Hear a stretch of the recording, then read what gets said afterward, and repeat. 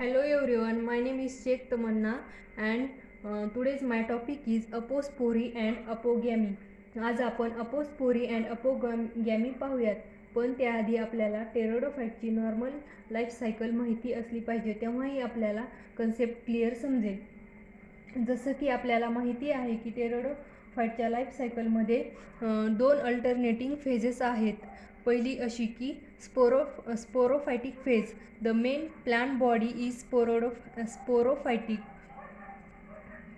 ज्यामध्ये की main plant body येते आणि ती डिप्लॉइड इन नेचरची असते. म्हणजेच टेरोडोफाइटची मेन प्लांट बॉडी ही स्पोरोफायटिक इन नेचर असते. दुसरी अशी की गॅमेटोफायटिक फेज आणि ती हॅप्लॉइड इन नेचरची असते. आता आपण टेरोडोफाइटची नॉर्मल लाईफ सायकल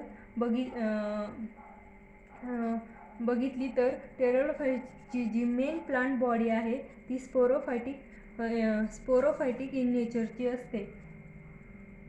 म्हणजेच ती डिप्लॉइड इन नेचरची असते. जेव्हा ह्या स्पोरोफायटिक प्लांट बॉडीमध्ये मिओसिस होतो तेव्हा मायक्रोस्पोर आणि मेगास्पोरचं फॉर्मेशन होत असतं. दॅट इज हेटेरोस्पोरस टेरोडोफाइटच्या केसमध्ये होतं. याशिवाय मायक्रोस्पोर जर्मिनेट करतात मेल गॅमेटोफाइट, जो की हॅप्लॉइड इन नेचरचं असते, आणि मेगास्पोर जर्मिनेट करतात फिमेल गॅमेटोफाइट.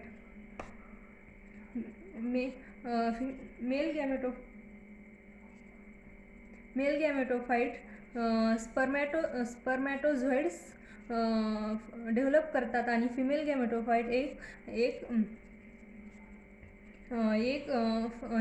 एक सेल डेव्हलपमेंट करतात. या स्पर्मॅटोफाइट्स आणि एगच्या फ्युजनमध्ये आपल्याला डिप्लॉइड स्ट्रक्चर भेटतो. That is zygote. हा झायगोट पुढे जाऊन फर्दर डेव्हलपमेंट करून पुन्हा स्पोरोफायटिक प्लांट बॉडीचं फॉर्मेशन करतो. या प्रकारे टेरोडोफाइटच्या केसमध्ये अल्टरनेशन ऑफ जनरेशन होत असतं. बट अपोस्पोरी अँड अपोगॅमीच्या केसमध्ये टेरोडोफाइटची नॉर्मल लाईफ सायकल आहे त्याच्या काही स्टेप अपोस्पोरी अँड अपोगॅमीमध्ये होत नाहीत. When the essential events in the life cycle are eliminated, then the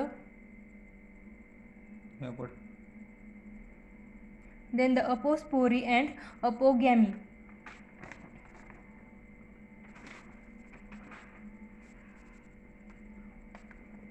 So basically, apospory is the development of gametophyte directly from the vegetative cells of sporophyte without the formation of spores is known as apospory. अपोस्पोरी म्हणजे इथे गॅमेटोफाइटचं development होतं स्पोरोफाइटच्या vegetative सेलपासून, because येथे direct development होते गॅमेटोफाइटचं sporophyte.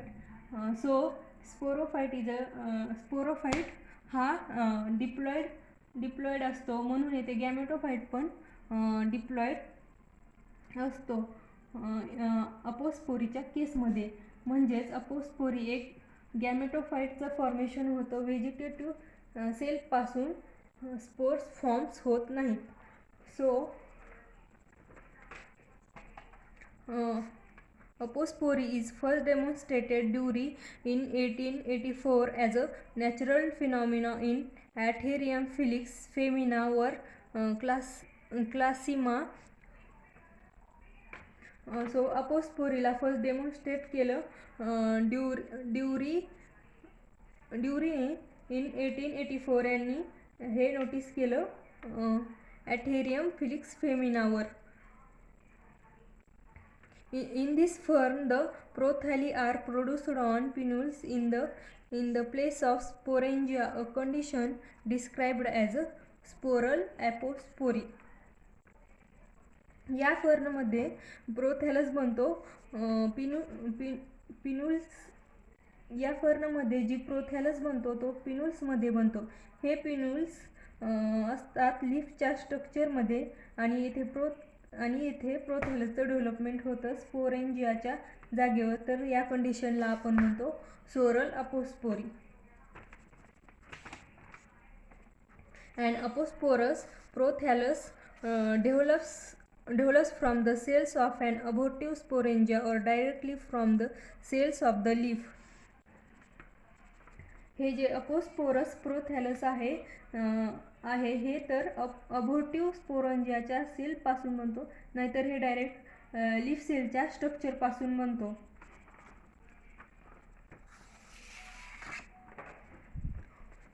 Note: prothallus is a structure that is develops in a normal life cycle by the germination of spores and bears Antheridia and Archegonia. जर आपण normal life cycle घेतली तर प्रोथॅलस हे एक structure जो की स्पोर्सच्या जर्मिनेशनच्या नंतर बनतो. त्यात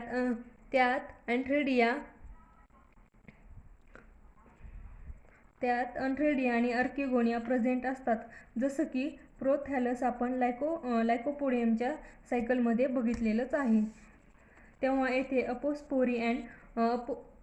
अपोस्पोरीमध्ये प्रोथॅलस फॉर्म होत नाही आणि जेव्हा येथे अपोस्पोरीमध्ये प्रोथॅलस फॉर्म होत आहेत पिनूलच्या सेलपासून, तर हा डिफरन्स आहे नॉर्मल लाईफ सायकल आणि अपोस्पोरीमध्ये. In some varieties of Polystichum angular prothalli developed at the tip of the pinules in their direct continuation. This is called as apical apospory. In Polystichum angular मध्ये हा जो leaf आहे त्यामध्ये sorry present नाहीत. त्या जागी लीफमध्ये direct गॅमेटोफाइट मार्जिन्समध्ये develop होतात. पण हे एक अपोस्पोरीचं एक्झाम्पल आहे.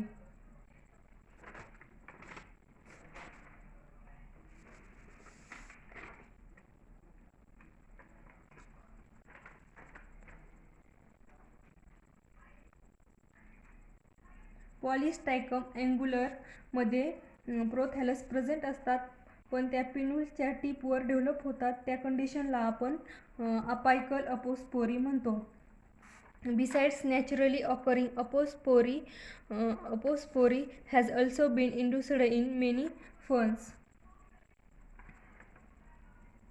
अपोस्पोरीला लॅबमध्ये इंड्यूस केले जाते. काही फर्न्समध्ये त्यामध्ये काय केले जाते की तो स्पोरोफायटिक पार्ट आहे त्याला एक प्रॉपर मीडियामध्ये ग्रो केले जाते, ज्यामध्ये की कार्बोहायड्रेट्स प्रेझेंट असेल किंवा कमी प्रमाणात असेल. त्यामुळे अपोस्पोरी गॅमेटचं फॉर्मेशन होत असतं.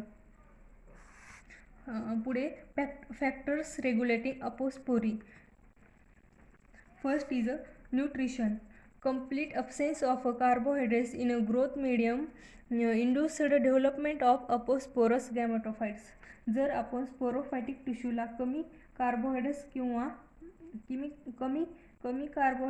किंवा कार्बोहायड्रेट मीडियममध्ये ग्रो करतो त्याला आपण अपोस्पोरस गॅमेटोफायटिक डेव्हलपमेंट म्हणतो. Second is light intensity. Low light intensity favours development of aposporous gametophyte. जर आपण प्लांट किंवा प्लांटच्या स्पोरोफायटिक टिश्यूला लो इंटेन्सिटीमध्ये ग्रो करतो त्या कंडिशनला आपण लाईट इंटेन्सिटी म्हणतो. आणि third is age of sporophytic cell. Young cell like shoot apex and leaf tip from the gametophytes where the basal parts of the shoot or leaf regenerate the sporophytic tissue.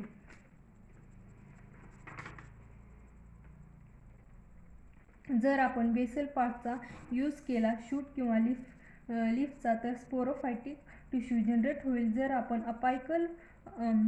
आपण basal पार्टचा use केला किंवा shoot किंवा लीफचा तर gametophyte generate होईल.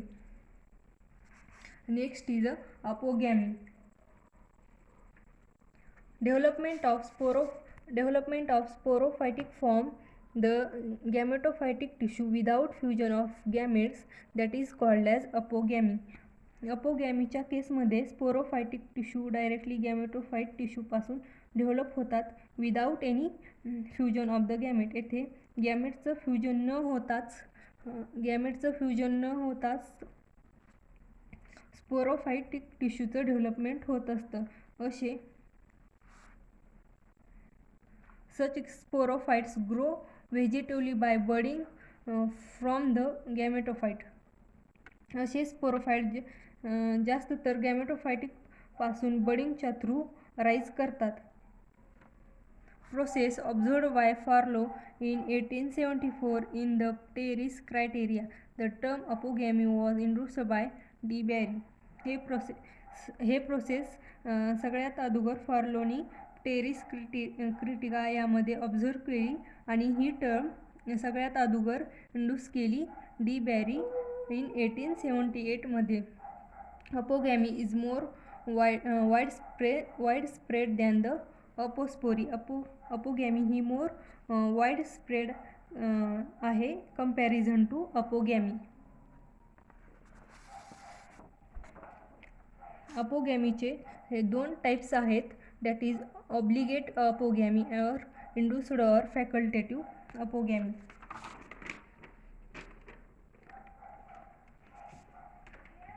The apogamous sporophytes occurs naturally due to the absence of or non-functional nature of one or both sex organs. अपोगॅमीच्या केसमध्ये अपोगॅमस sporophyte हे नॅचरली अराईज करतात बिकॉज ऑफ अँथेरिया अँड अर्किगोनिया हे अब्सेंट किंवा नॉन फंक्शनल असतात.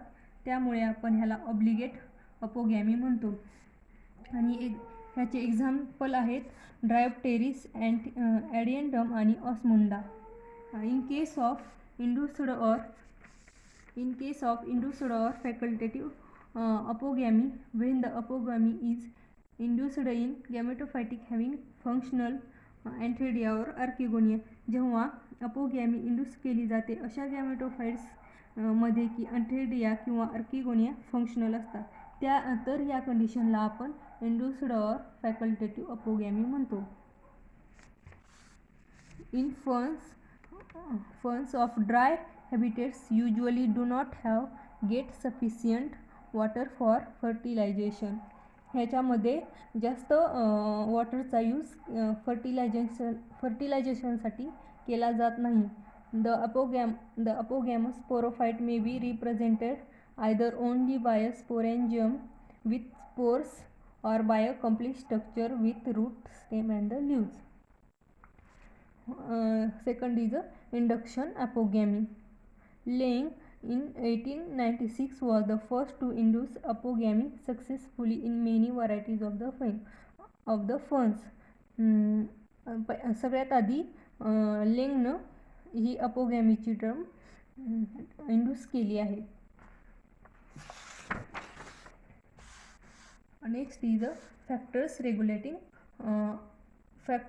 regulating apogamy. First is nutritional factors, second is light quality, third is hormones, and fourth is chromosomes numbers. Thank you.